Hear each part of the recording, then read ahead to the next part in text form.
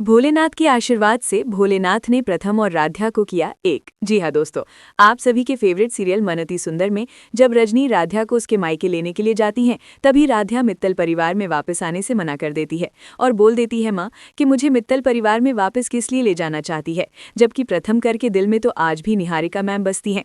तभी रजनी राध्या से बोल देती है, राध्या ऐसा कुछ भी नहीं है, तुम्हारे और प्रथम के रिश्ते को स्वयं भोलेनाथ ने मंजूरी दी थी और आज भी मैं ये रिश्ता तुम्हारा भोलेनाथ के ऊपर छोड़ती हूँ। अब चाहे वो तुम दोनों की जोड़ी को बना दें या फिर हमेशा हमेशा के लिए बिगाड़ दें। ये सुनकर के राध्या एक बार फिर से सोच में पड़ जाती है और वो सोचने लगती है कि क्या सच में भोलेनाथ ये चाहते हैं कि मैं और प्रथम सर एक बार फिर से एक हो जाएं। तभी रजनी राध्या को लेकर के मित्तल परिवार में जैसे ही पहुंचती है, वहां पर प्रथम देखता है तो वो खुश हो जाता है। वहीं दूसरी तरफ दादी जैसे ही देखती हैं राध्या को मित्तल परिवार में आते, वो तुरंत आग बबूला हो जाती हैं और रजनी को डांटते हुए बोल देती है, रजनी एक बार फिर से तुमने इतनी बड़ी गलती कर दी, किसी तरीके से हमसे जान छुटाया था, लेकिन तुम फिर इस राध्या को लेकर के मित्तल परिवार में वापस आ गई। और निहारिका जब राध्या को मित्तल परिवार में आता देखती है तो उसके होश उड़ जाते हैं और पैरों तले जमीन खिसक जाती है और वो सोचने लगती है कि अचानक राध्या वापस कैसे आ सकती है मित्तल परिवार में।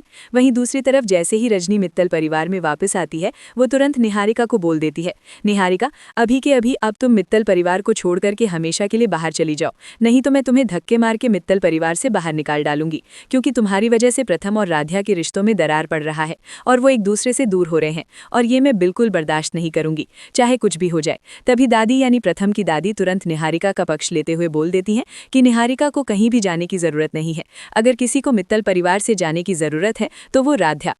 हालांकि दोस्तों, वीडियो में आगे बढ़ने से पहले आप लोगों से एक छोटी सी रिक्वेस्ट है।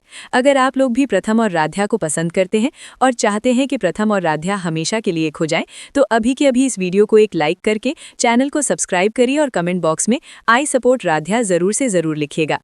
उसने कहा कि किस घर की बात कर रही है माँ? उस घर की जहां उसे बार बार अपमानित किया गया, जहां उसके चरित्र पर सवाल उठे और जहां उसके आत्मसम्मान को कुचल दिया गया। राध्या की आवाज में इतना दर्द था कि रजनी एक पल के लिए चुप हो गई। कुछ देर बाद उन्होंने हिम्मत जुटाकर कहा कि वही घर तुम्हारा भी है, वही घर जहाँ तुम्हारा रिश्ता जुड़ा था।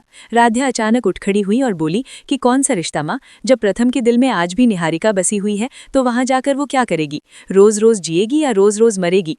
रजनी की आंखों से आंसू बहने लगे। उन्होंने राध्या का हाथ थाम लिया और कहा कि अगर तुम्हें इस रिश्ते पर शक है तो आज इसका फैसला इंसानों पर मत छोड़ो, इसे भोलेनाथ पर छोड़ दो। ये रिश्ता हमारी जिद से नहीं, महादेव की मर्जी से जुड़ा था।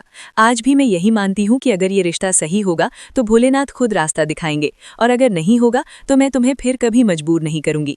राध्या मंदिर में रखी महादेव की प्रतिमा को देखने लगी, जैसे अपने सवालों का जवाब सीधे ईश्वर से मांग रही हो। तभी अचानक मंदिर के भीतर तेज हवा चली, दीपक की लौ हिलने लगी, घंटियां अपने आप जोर जोर से बज उठीं और उसी पल महादेव के चरणों में रखी सिंदूर की डिब्बी उड़कर सीधी राध्या की मांग में आ गिरी।